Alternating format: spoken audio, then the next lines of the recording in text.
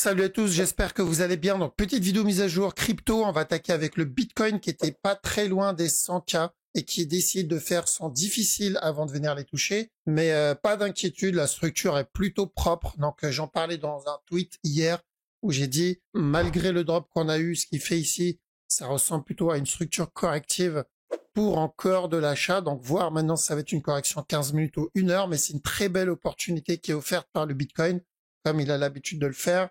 En termes de Fear and Greed Index, on a baissé un peu, on est passé à 82. Bon, ce qui est normal, on a eu un drop, les gens en général paniquent et commencent à se faire caca dessus, même si ça ne veut rien dire, c'était juste un petit mouvement, 15 minutes.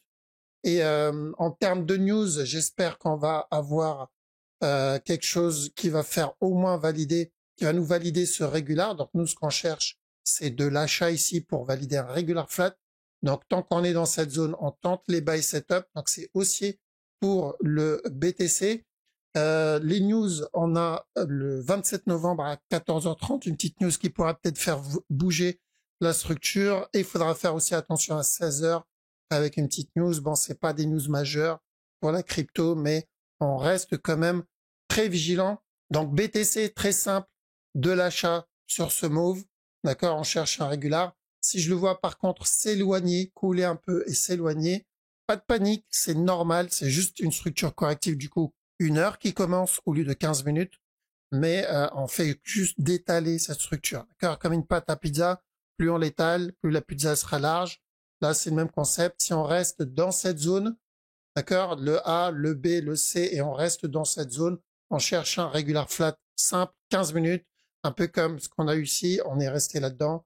C'était haussier pour un regular flat en 15 minutes.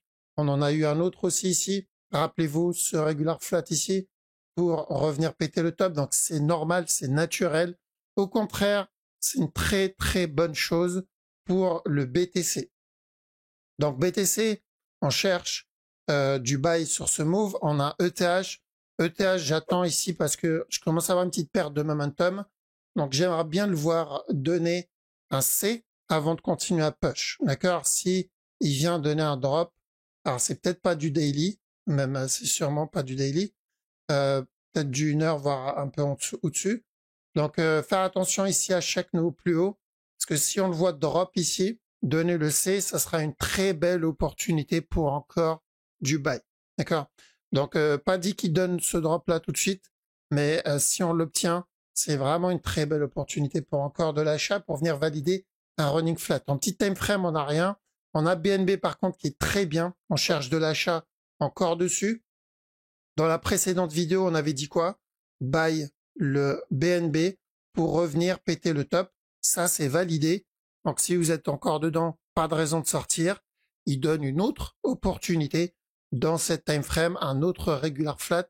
Donc, dans cette zone, tant qu'on reste dedans, on cherche aussi de l'achat pour revenir péter le top. On a le dot. Le dot, il va falloir qu'il finisse au moins la structure qu'il est en train de faire. Donc, le A, le B, le C. Et si on reste dans cette zone 8, 7 dollars, pourquoi pas encore un autre plus haut. Alors le DOT, on n'est plus très loin de l'objectif daily. Donc j'aurais préféré qu'il valide le petit regular flat, si vous vous rappelez, avant le buy. Mais ça concerne le trade en interne, le trade futur. Mais en spot, en spot, normalement, on est censé avoir rechargé à chaque nouveau plus bas. Donc ce qu'il fait là-dedans ne concerne pas le spot, d'accord, parce qu'on cherche pas de setup quand on est en mode sur du spot long terme. Et donc on fait très attention dans la zone des 11 dollars où il va falloir commencer à se payer. Même se payer dans cette zone, c'est pas une mauvaise idée. On a fait pas mal, si on a fait pas mal de profits ici, au moins payer une petite partie. Mais dans les 11 dollars, on commencera à faire très attention. Et en petit time frame, comme je vous ai dit, il va falloir qu'il finisse au moins son régular en interne là-dedans. Et ensuite, on surveillera dans les 7 dollars s'il s'éloigne pas de ce prix. On a le Litecoin qui est, on va dire pour le moment, plutôt propre. Dans la précédente vidéo, rappelez-vous, on cherchait de l'achat ici. On avait dit buy minimum pour un running, voire même casser le top. Si c'est un running, on fera attention dans cette zone, il peut revenir tester le bas et ensuite il casse le top. Donc, dans la zone qu'on surveillait, il a donné un autre buy setup. Pas de raison de chercher de la vente. Et il a validé directement le regular flat. D'accord? Donc, je surveille ici s'il va donner un autre setup. Pour le moment, il n'y en a pas. Il va falloir être un peu patient. La direction n'a pas changé aussi sur la structure daily.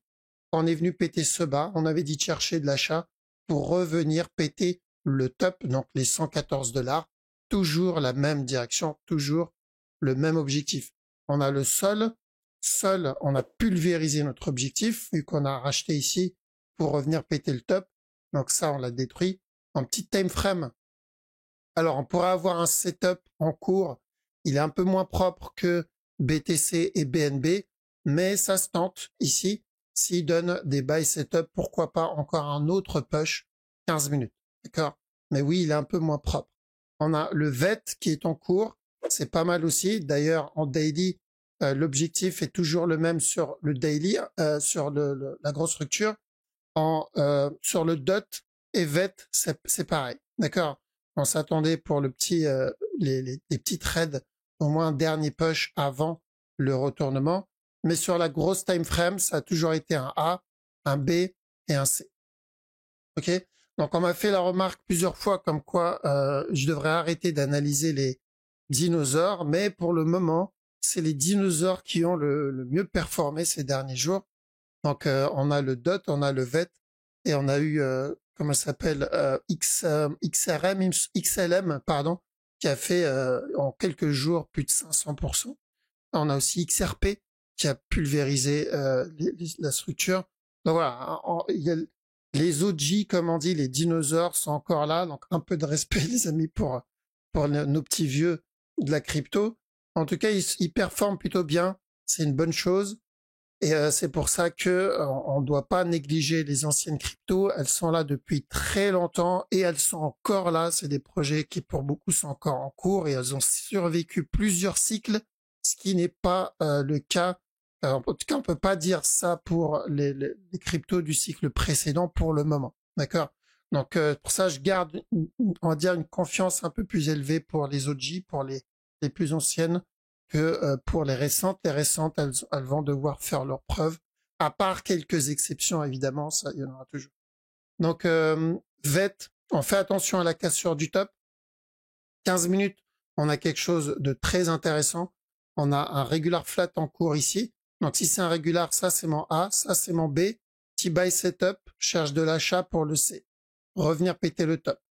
Si il décide de venir couler là-dedans en petit time frame et revenir péter le bas, pas grave, c'est de l'achat aussi pour un régular un peu plus grand, tout simplement. Donc, structure en cours très intéressante sur le VET à tenter. On a Atom qui suit notre direction. Ça se passe très bien aussi. On cherchait le A, un B, et là-dedans, on a dit, on cherche des buy setup pour venir valider le C. On fera attention dans la zone des 14-15 $. Donc, toujours cette même direction. Et en plus, il a eu vraiment la gentillesse de nous donner un très beau régular. Donc, on est rentré ici à l'achat. On a pris un peu de TP là-dedans pour se protéger d'un régular. Et ensuite, il a pulvérisé le top. Et on est dedans. Donc, on continue à rester dedans. Si on veut prendre des profits et se payer, c'est toujours une bonne chose de se payer. Toujours. On peut, voilà, c'est rarement une mauvaise idée de se payer. Donc, on prend un peu de profit si on veut. Mais l'objectif, comme on l'a dit, c'est revenir valider le C d'un running flat. D'accord? Rapidement, TAO. Donc, on est en train de corriger en toute petite time frame. La direction, comme je vous ai dit, on peut tenter des buy setup pour revenir tester le top ici dans la zone dans laquelle on se trouvait. Il a donné un push, mais le push est très correctif. D'accord? Donc, s'il corrige ici, ça peut être une bonne chose pour une continuation. Et pour le moment, c'est pas le up le plus sexy. On termine avec EGLD parce que, pareil, on m'a demandé de garder un œil dessus. Bon, on va pas le suivre à chaque fois parce que on est très loin de l'objectif. Il n'a pas explosé comme les dinosaures, comme on dit. Mais ce qu'on recherche, c'est toujours la même. Pas de changement là-dedans.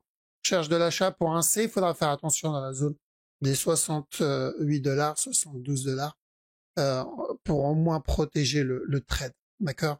En interne, 15 minutes, un petit running flat qui se prépare. Donc ça comme A, ça comme B, un C et encore un autre push. Tant qu'on n'a pas pété ce bas, on peut tenter ça comme un running. D'accord? Voilà, donc on a fait le tour. En tout cas, merci les amis pour votre temps. Passez une très bonne journée ou une très bonne soirée. Je vous dis à la prochaine. Ciao!